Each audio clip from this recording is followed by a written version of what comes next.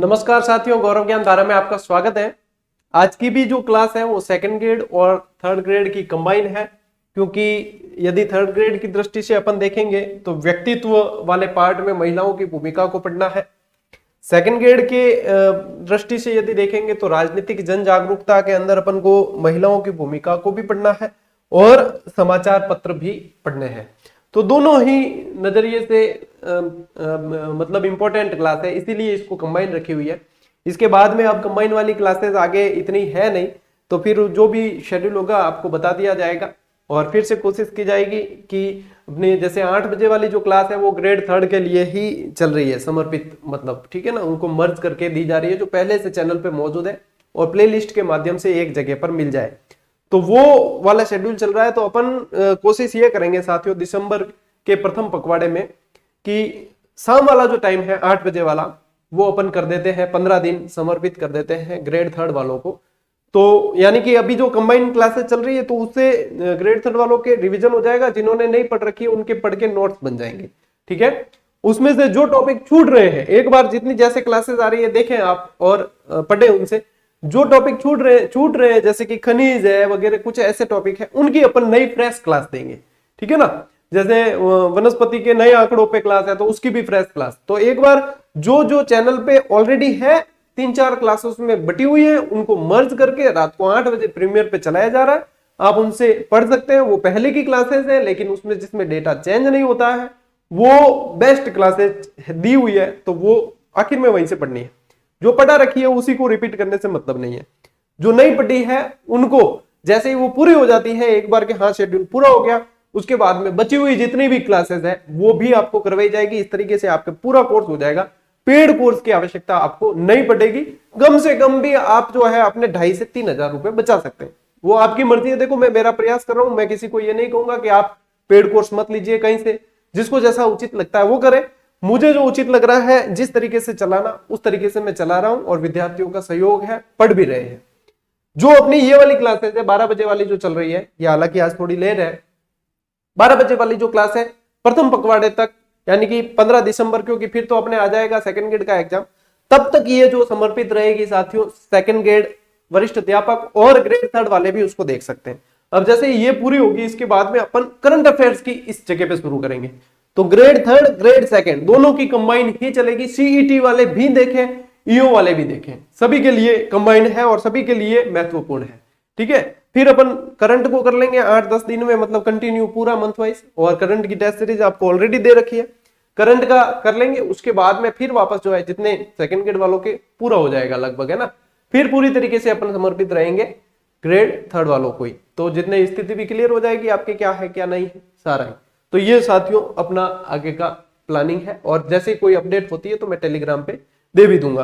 अच्छा, व्यक्तित्व से संबंधित महिलाओं की भूमिका से संबंधित मैंने 5-6 पेज 8-10 दिन पहले टेलीग्राम पे डलवाए थे, तो वो आप ऐसे करना, जिसने देख लिए बढ़िया है, नहीं देखे देख लेना, क्योंकि जैसे नई अपडेट होके सेकंड ग्रेड की जो वन लाइनर आई थी दूसरा संस्करण, सिलेबस के अंदर महिलाओं की भूमिका हटा दिया था, इसलिए अपन ने उसको वहां से हटा दिया। लेकिन मुझे लगा कि लिंकिंग टॉपिक में से सवाल बनते हैं, इसलिए मैंने फिर जो वो 5-6 पेज जितने भी महिलाओं की भूमिका के थे वन लाइनर वो टेलीग्राम पे डलवा दिए थे। तो देखो अब जो चीजें एक बार टेलीग्राम पे डाल दी वो हमेशा रहती है। अब आप अपनी सहूलियत के हिसाब से यदि एक्टिव नहीं रहते हो तो आपको थोड़ी सी मेहनत पड़ेगी, वो करें और देख लें, ठीक है। मैं मेरी तरफ से देखो सारे प्रयास कर देता हूं, बता देता हूं। अब एक एक विद्यार्थी को नहीं कहा जा सकता कि भैया ये तेरे लिए अच्छा है, देख ले, ये कर ले, वो स्वयं अपने प्रति जागरूक रहना पड़ेगा, ठीक है।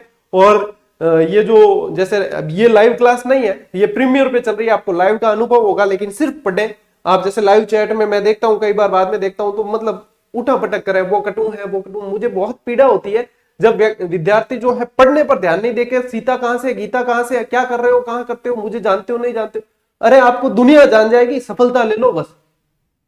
ऐसे ये कोई छुटपुट, ये कोई छीटाकसी, आप बीएड किए हुए हो, आप छात्राध्यापक हो, छात्राध्यापिका हो, आपको कम से कम अपने भविष्य की चिंता स्वयं होनी चाहिए। हम चिंता करते हैं आपकी, आप ये लाइव चैट में, मतलब फिर लाइव चैट में आपका ध्यान तो रहता है वो मैसेज में कि मेरे जवाब किसने दिया है, फलाने ने ढिकने ने। पढ़ने पे ध्यान दे दो ना, हम आपके लिए मेहनत करते हैं, कम से कम आप तो अपने लिए मेहनत करो। बड़ा दिल दुखता है मेरा, हकीकत जो ये लाइव चैट वाला सिस्टम में उलझे रहते हैं, पढ़ने पर ध्यान दो, इतनी मेहनत करके क्लासेस दी जाती है, कम से कम कदर तो करो इनकी। तो हम और भी बेहतर प्रयास करने का आपके लिए कोशिश जारी रखेंगे। हर 5-6 दिन में समझाना पड़ता है आपको कि भाई पढ़ लो पढ़ लो, कौन कह रहा था, नहीं तो किन्ने गरज पड़ी बताओ, ये कोई फ्री क्लास दे रही है तो थोड़ी तो कदर कर दो, तो समझाना पड़ता है बार बार। मैं नहीं देखता हूं आपकी ये लाइव चैट वाले, मुझे नहीं पसंद है। यदि मुझे पसंद होता तो मैं खुद लाइव क्लासेस ही लेता। मैं चाहता हूं आप पढ़ लो, कंटेंट आप तक पहुंचे, इसलिए अपलोड क्लासेस देते हैं कि समय बचे विद्यार्थियों का। लेकिन विद्यार्थी खुद ही नहीं समझे तो क्या किया जा सकता है? फिर तो बस फिर लूटेंगे ही आपको लोग। फिर लो पेड कोर्स लो, फिर हम जैसे जो प्रयास करते हैं वो भी फिर कह देंगे कि हम नहीं करेंगे। फिर कौन करेगा आपके लिए? समझो कम से कम इस बात को। चलिए साथियों शुरू करते हैं। घड़ी होगी कहेंगे थे यार, अब इतना परिपक्व हो, आप लोगों को समझाना पड़ता है तो हमें दुख होता है कि यार इनको भी समझाना पड़ रहा है, जबकि ये खुद जो है अब बच्चों को पढ़ाने जाने वाले हैं स्कूलों में, इनको क्या समझाए अपन।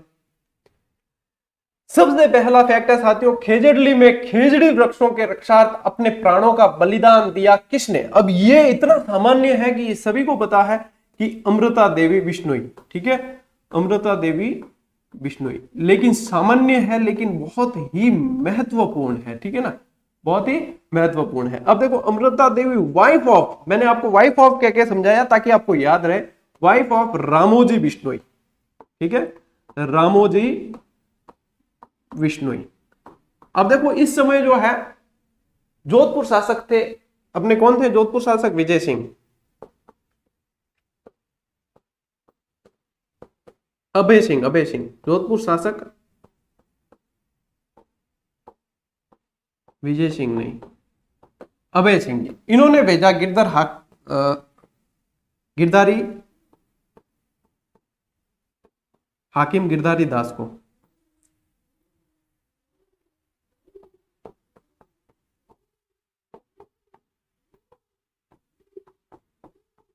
खेजड़ी के वृक्ष थे उनकी कटाई के लिए भेजा, हाकिम गिरधारी दास को भेजा। तो इन्होंने मतलब क्या है, हरे वृक्षों को काटना शुरू कर दिया। विष्णु संप्रदाय शुरू से वृक्ष प्रेमी वन्यजीव प्रेमी रहा है, इन्होंने विरोध किया था यहाँ पे। तो इनके नेतृत्व में 363 महिला और पुरुषों का बलिदान था। तो ये आप लोगों को सभी को लगभग ध्यान ही होगा, इसमें ज्यादा कुछ नया है नहीं। 363 लोगों का बलिदान लिख देता हूं मैं, ठीक है ना, महिला पुरुष दोनों थे और मैंने बहुत बार बताया है इसको। मुख्य बात यह है कि न सिर्फ अमृता देवी बिश्नोई और महिला पुरुषों ने, बल्कि अमृता देवी बिश्नोई ने बहुत बड़ा त्याग किया था। इनकी 3 पुत्रियां थी, जिसकी एक ट्रिक बताई थी मैंने, आभार, ठीक है, जिसमें इसका हो जाएगा आपके आशु, भागु और रत्ना कह दो चाहे रत्नी कह दो, ठीक है ना। ये 3 पुत्रियां थी, इन्होंने भी बलिदान दिया, छोटी छोटी बच्चियां थी। इतना मतलब राजस्थान की भूमि में, राजस्थान के लोगों में इतना त्याग, तप, बलिदान की भावना रहती है।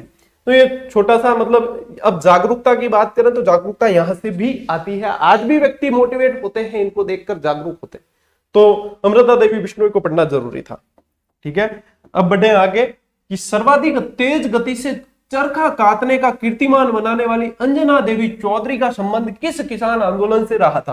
सबसे पहले मैं आपको बता दूं कि इनका रहा था एक तो बेंगू और बिजोलिया से भी, ठीक है, बेंगू और बिजोलिया दोनों ध्यान में रखें। आप पेन चेंज कर देते हैं, शायद देखने में समस्या हो।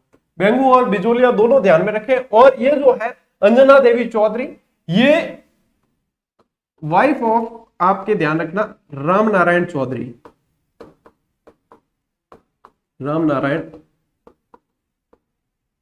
चौधरी, ठीक है। देखो प्रसिद्ध जो जोड़ियां थी, जैसे कि अपने अंजना देवी चौधरी, राम नारायण चौधरी है, एक अपने आ जाएंगे फिर विजय सिंह पतिक जानकी देवी, एक जमुना लाल बजाज, जानकी देवी बजाज, जो 2 जानकी देवी है, ठीक है। ये सारे जैसे माणिक्य लाल वर्मा और अपने नारायणी देवी वर्मा, ये दंपतियां थी जिन्हें बहुत अच्छी तरीके से पढ़ना है, जिन्होंने खुद योगदान बहुत अच्छा दिया।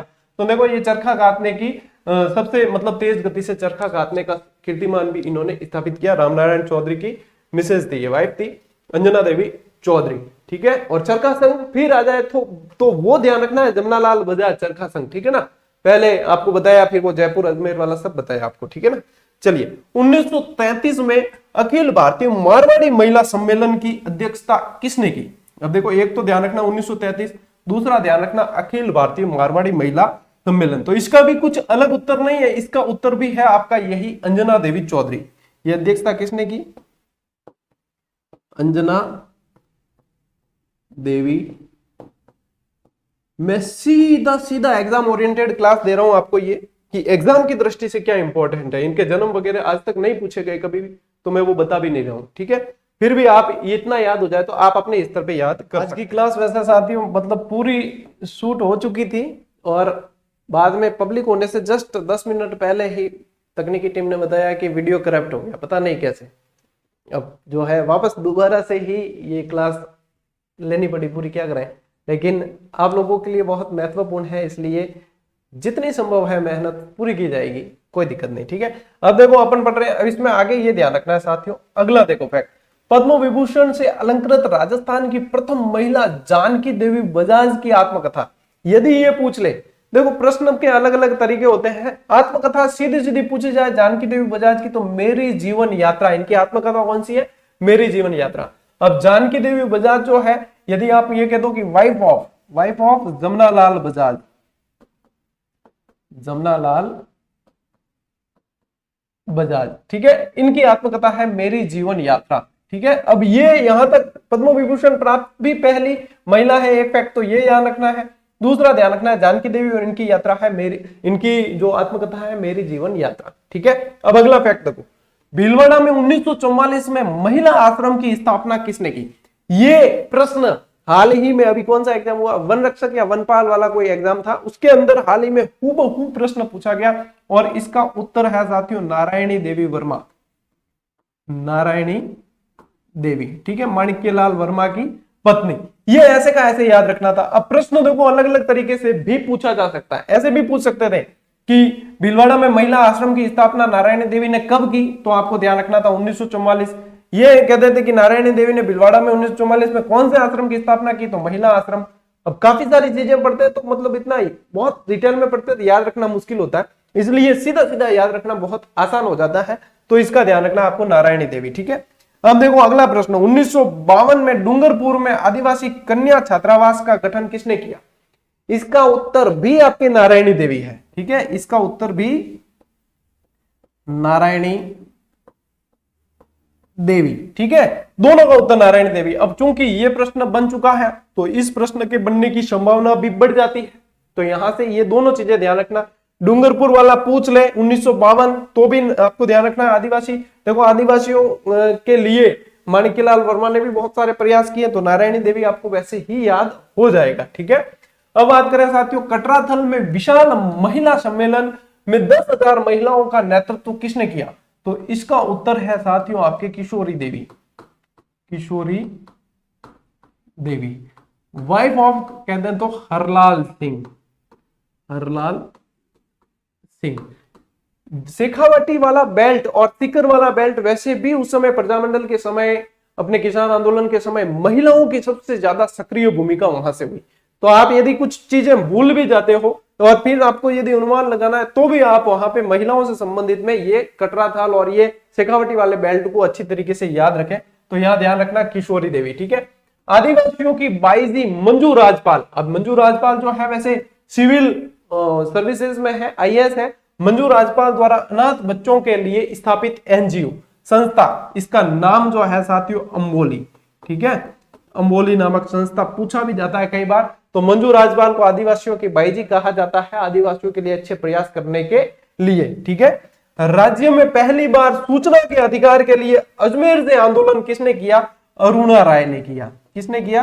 अरुणा राय। और अरुणा राय जो है साथियों ये राजस्थान का मतलब प्रथम महिलाओं में प्रथम रमन मैगसेसे पुरस्कार, रमन मैगसेसे पुरस्कार प्राप्त करने वाली भी महिला रही है। अपने महिलाओं वाला जो टॉपिक पढ़ा था उसमें बहुत अच्छी तरीके से ये चीजें दी थी, और ये क्लासेस YouTube पे अभी भी अवेलेबल है, कोई देखना चाहे देख सकता है। तो इस तरीके से साथियों आपको ये चीजें सारी की सारी याद रख लेनी है। अब बढ़ते हैं अपन अगली स्लाइड की। अब देखो, खाचरोद एमपी में जिनका जन्म हुआ और रत्ना शास्त्री द्वारा वनस्थली विद्यापीठ का संचालन किया गया, और अपन ने जब हीरालाल शास्त्री पढ़ा है तब भी ये चीज अपन ने पढ़ी है कि ये जो है वनस्थली विद्यापीठ ये कहाँ है, वर्तमान में टोंक के अंदर है, निवाई टोंक के अंदर है। और इसका जो पहले जो नाम था वो क्या था, जीवन कुटीर नाम था, जीवन कुटीर नाम था। और ये इनकी पुत्री शांताबाई की याद में बनाया गया, शांताबाई की याद में बनाया गया, जो आज की तारीख में वनस्थली विद्यापीठ के नाम से जाना जाता है और बालिका शिक्षा के लिए बहुत अच्छी संस्था है। ठीक है। निमुचाना किसान आंदोलन में महिलाओं का नेतृत्व किसने किया? एक मतलब किसान थे जिनका नाम था रघुनाथ किसान थे ये, इनकी बेटी थी जिनका नाम था सीता देवी। ठीक है। जब सामंतों और उनकी फौज द्वारा जो है गोलीबारी की गई, तो जब किसान डर के भाग रहे थे तो इन्होंने नेतृत्व किया, ललकारा था कि हमें भागना नहीं है, हमें सामना करना है और हमें अधिक लगान नहीं देनी है। तो ये सीता देवी। ठीक है। जोधपुर में 1923 में राष्ट्रीय महिला समिति की स्थापना किसने की? ठीक है। ये भी बहुत अच्छा प्रश्न है। इसकी की है साथियों इंदुमती गोयनका, इंदुमती गोयनका द्वारा की गई। सीधा सीधा याद रख लेना, इंपॉर्टेंट है। एक तो जोधपुर, एक 1930 और एक राष्ट्रीय महिला समिति। तीन चीजों से अलग अलग घुमा फिरा के प्रश्न पूछा जा सकता है। ठीक है। भोगीलाल पंड्या की धर्मपत्नी जिन्हें वागड़ बा के नाम से जाना जाता है, मोस्ट इंपॉर्टेंट, इनका वास्तविक नाम क्या था? इनका नाम था मणिबहन पंड्या, मणिबहन पंड्या। ठीक है। 1931 में बिजोलिया किसान आंदोलन में गिरफ्तार हुई और 1932 में सविनय अवज्ञा आंदोलन में भाग लेते हुए जेल जाने का सौभाग्य मिला था। किसे? ये प्रश्न भी बना है, आरएस के अंदर बना था, शायद अभी कोई ज्यादा समय भी नहीं हुआ है, ये प्रश्न भी बना था और इसको ध्यान रखना, रमा देवी। और ये जब अपन ने बिजोलिया किसान आंदोलन पढ़ाया था तब बहुत अच्छी तरीके से पढ़ा भी था। ठीक है, रमा देवी। अब ऐसा का ऐसे थोड़ी सी लैंग्वेज चेंज है। देखो, कलकत्ता में विदेशी कपड़ों का बहिष्कार और 1932 में सविनय अवज्ञा आंदोलन के तहत 2 बार जेल जाने का सौभाग्य किसे प्राप्त हुआ था? लक्ष्मी देवी आचार्य। क्या नाम था? लक्ष्मी देवी, लक्ष्मी देवी आचार्य। और इनका संबंध बीकानेर प्रजामंडल से रहा है। ठीक है, बीकानेर से रहा है और इसीलिए देखो बीकानेर प्रजामंडल की स्थापना कहां हुई? कलकत्ता में। तो कलकत्ता में विदेशी कपड़ों की होली जलाना, बहिष्कार करना, देशी को बढ़ावा देना, ये सारी चीजें किससे संबंधित है? अपने लक्ष्मी देवी आचार्य से। तो ये मतलब फैक्चुअल क्लास है, लेकिन मैंने साथ साथ में आपको चीजें बताई है साथ में कि क्या क्या ध्यान रखना है। ठीक है। इसके बाद में साथियों अपन देखते हैं प्रमुख महिलाओं के उपनाम, क्योंकि सीधे सीधे प्रश्न काफी सारे अपने बन जाते हैं इससे। ठीक है ना। तो सीधे सीधे मोस्ट छाटे हुए जो है वो सीधे सीधे आपको याद रखने हैं। जैसे कि मारवाड़ की नूरजहां किसे कहा जाता है? पेन चेंज कर लेते हैं पहले तो अपन। मारवाड़ की नूरजहां किसे कहा जाता है? बहुत बार पढ़ाया है, गुलाब राय। विजय सिंह की पासवान थी। ठीक है। मीरा का अवतार किसे कहा जाता है? मीरा का अवतार कहा जाता है साथियों गौरी बाई को। उड़न परी के नाम से किसे जाना गया? हमीदा बानो को। पानी वाली बाईजी के नाम से जाना गया विमला कौशिक, महत्वपूर्ण है। और आदिवासियों की बाईजी के नाम से मंजू राजपाल, अभी आपको बताया, और संस्था का नाम भी बताया आपको कि अंबोली। ये आईएएस है वैसे। ठीक है, सिविल सर्विसेज में है। स्क्वायर्स की सनसनी के नाम से जाना जाता है सुरभि मिश्रा को। और राजस्थान की राधा के नाम से जाना गया मीराबाई को। देखो वैसे राधा जी तो देखो कृष्ण भगवान के साथ, यदि राजस्थान की राधा के नाम से पूछते हैं तो अपने जानते हैं मीराबाई को। और यहां पे अपन ने पढ़ा मीरा का अवतार, यानी कि ये मीराबाई का अवतार माना जाता है गौरीबाई को। थोड़ा सा ध्यान देने लायक चीज है। काफी सारे विद्यार्थी ये ऐसे प्रश्न गलत करके आ जाते हैं कंफ्यूजन के चक्कर में। ठीक है, तो थोड़ा सा ध्यान देना है। वागड़बा के नाम से जाना गया मणिबहन पंड्या। ठीक है, अभी पढ़ा अपन ने भोगीलाल पंड्या की मिसेस। राजस्थान की मरु कोकिला के नाम से जाना जाता है हाजन अल्लाह जिलाईबाई को। ठीक है, मांड गायकी की गायिका है और केसरिया बालम पधारो हमारे देश को प्रसिद्धि दिलाई इन्होंने। राजस्थान की जलपरी के नाम से जाना जाता है रीमा दत्ता को। राजस्थान की श्रीदेवी के नाम से जाना जाता है नीलू। राजस्थानी फिल्मों की कलाकार है। अपने वो दिया और बाती जो आता था ना, उसमें सासू जी का रोल किया वो यही थी। ठीक है ना। राजस्थान की लता के नाम से जाना जाता है सीमा मिश्रा को। तारा सप्तक की रानी के नाम से जाना जाता है Parveen Sultana. Iron lady of Rajasthan के नाम से जाना जाता है पूर्व मुख्यमंत्री वसुंधरा राजे को।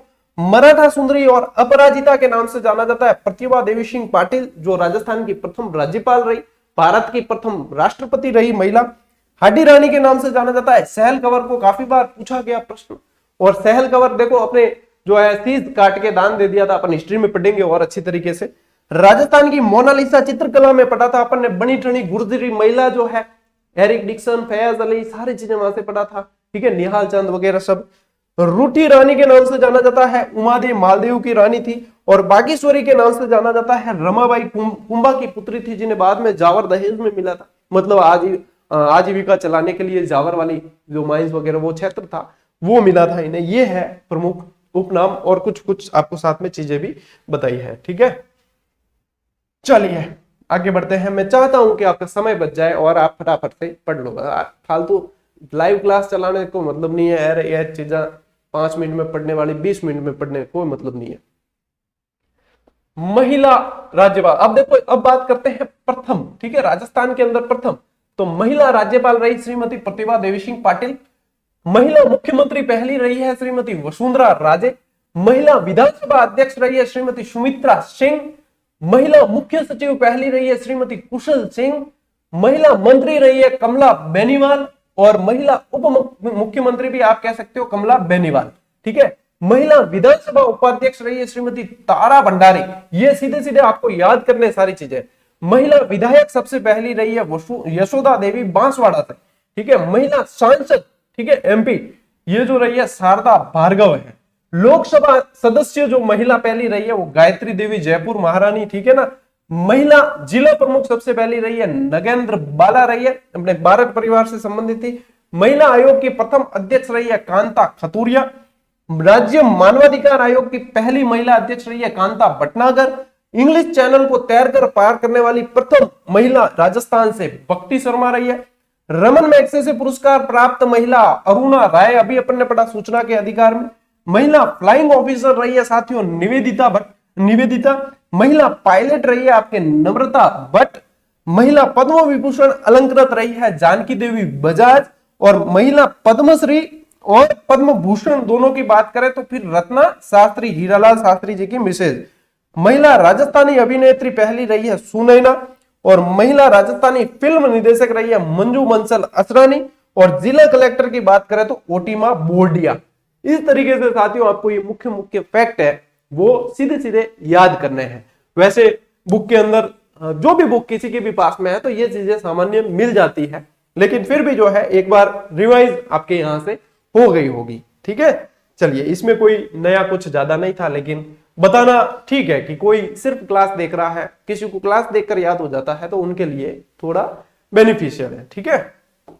अब बात करते हैं साथियों समाचार पत्रों की। समाचार पत्रों में देखो राजस्थान केसरी, नवीन राजस्थान, तरुण राजस्थान, ये मुख्य है सबसे। और ये ऑलरेडी अपन पिछली एक क्लास को छोड़ के पिछली देख लोगे तो पढ़ चुके हैं, ठीक है। बहुत अच्छी तरीके से पढ़ा है, कहां से संपादन हुआ, कैसे हुआ, फिर कैसे बदला, वो सारी। इसके अलावा कुछ समाचार पत्र और रह जाते हैं जिनका कहीं ना कहीं योगदान जन जागरूकता में रहा है, तो आप लोगों के लिए निचोड़ वाली क्लास है, इसको अच्छी तरीके से याद कर लेना, ठीक है। चलिए आगे बढ़ते हैं साथियों। राजस्थान का पहला समाचार पत्र यदि साथियों पूछते हैं तो मजहरुल सरूर है, ठीक है। और ये भरतपुर से प्रकाशित हुआ है। ये द्विभाषी समाचार पत्र था, ठीक है। ये भी द्विभाषी समाचार पत्र था, उर्दू और हिंदी। 1849 में ये छपा है, ठीक है। अब भारत का पहला पूछा जाए तो बंगाल गजट है, जैन सिक्की वाला, ठीक है। भारत का पहला बंगाल गजट,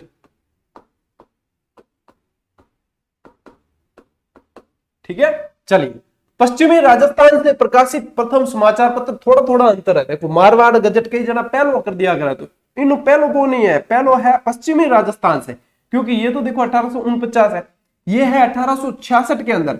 तो पश्चिमी राजस्थान से यानी कि जोधपुर से प्रकाशित होने वाला है मारवाड़ गजट, ठीक है। वो मारवाड़ नाम आएगा तो ध्यान ही है कि जोधपुर जानो है। इसके संपादक जो थे वो बाबू हीरालाल थे, और ये भी द्विभाषी था, उर्दू व हिंदी के अंदर छपा था। तो देखो मजहरुल सरूर और मारवाड़ गजट। पश्चिमी राजस्थान का पूछे तो ये, और वैसे देखो वो भरतपुर था तो पूर्वी राजस्थान हो गया।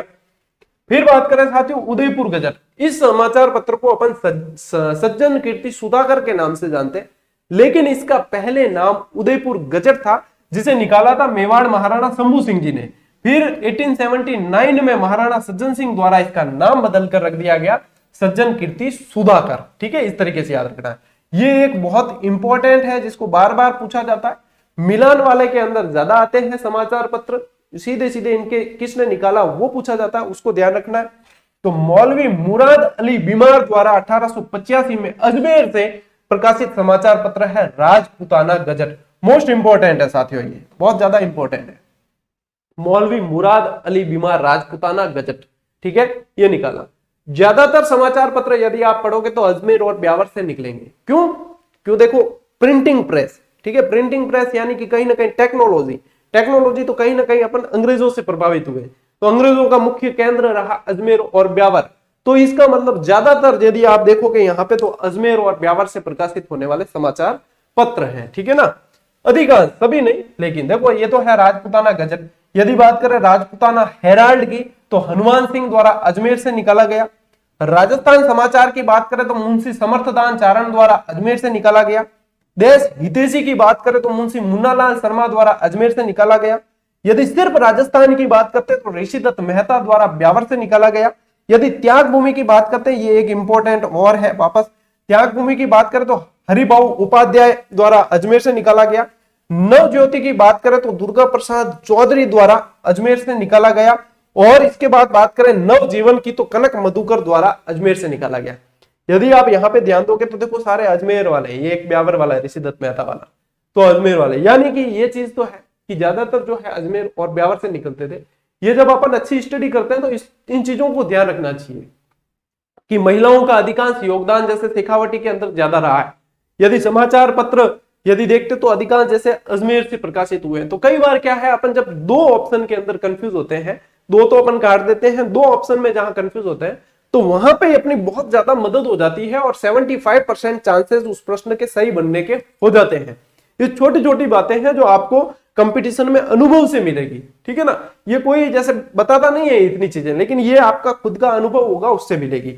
अब देखो साथियों, जैसे आप लोगों के लिए ये सुनने में आया ही था, टेलीग्राम पे आपको बता दिया था। वैसे तो पहले इसकी कोई, क्योंकि ऑलरेडी लागत मूल्य में दी गई थी और ये कह दिया गया था विद्यार्थियों की इसकी प्राइस जो है एग्जाम तक यही रहेगी, लेकिन जैसी परिस्थितियां बनी तो काफी सारे विद्यार्थी रीट के बहुत उदास हो गए थे और बहुत सारे मैसेज और उनकी पीड़ा को देखते हुए हमने लागत से भी नीचे आकर, क्योंकि ये जो टेस्ट आप देख रहे हो जीके 220 के ये 20 टेस्ट, ये व्याख्यात्मक है पूरा। यदि इन पे अभ्यास किया है तो मतलब पूरा सिलेबस एक तरीके से कवर हो जाता है। एक प्रश्न के अंदर बहुत जिन प्रश्नों की इंपॉर्टेंट मतलब व्याख्या की आवश्यकता होती है, आप पाओगे कि बहुत शानदार व्याख्या के साथ में दिए गए। तो इनकी जो है अब वैसे 7 दिन तक ये जो है 51 कर दी है। 20 टेस्ट ज्वाइन करके अभ्यास कर लेना। इन पे जीके वाले पे अभ्यास जरूर कर लेना। 50 रुपए कोई अधिक नहीं है, यदि अधिक लगे तो आप इसको इग्नोर कर सकते हैं, लेकिन ये इन पे अभ्यास करने से आप एक बहुत अच्छी और मजबूत स्थिति में अपने आप को पाओगे, क्योंकि जो व्याख्या के साथ में ये दिए गए हैं तो आप लोगों के लिए एक मनोबल को बढ़ाने वाला भी और एक मतलब पॉजिटिविटी आपके अंदर आ जाएगी। तो ये एक प्रयास हमारी तरफ से है जिससे अवगत आपको टेलीग्राम के जरिए भी करवाया था और यहां से भी करवा दिया।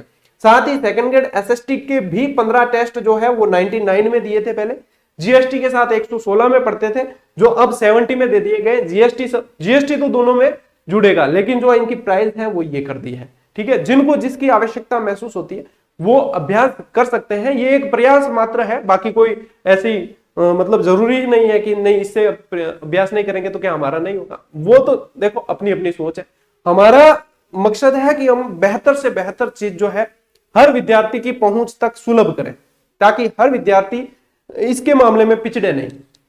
और समय समय पे आपको टेक्निकल टीम इस चीज के बारे में बताती भी है, काफी सारी चीजें रिमाइंड भी करवाती है। लगभग ये जो आप देख पा रहे हो लगभग 30% ऑफ किया गया है। हालांकि हम इसके मामले में लागत से भी नीचे आए हैं और दिखता आसान है, लेकिन इन चीजों को अधिक विद्यार्थियों को अभ्यास करवाना तो कहीं ना कहीं हमारी जो है लागत बढ़ती है, क्योंकि काफी सारे सर्वर मेंटेनेंस वगैरह सारा बढ़ जाता है, सर्वर भी डबल हो जाता है, सब कुछ होता है। लेकिन फिर भी जब देखते हैं कि प्रयास यदि विद्यार्थियों के लिए किया जाना चाहिए तो फिर करते हैं। फिर वो नहीं देखते कि ओखल में सीट देने के बाद घाव से डरने वाले की बात नहीं है, फिर करना है तो करना है, बस वो वाली बात है।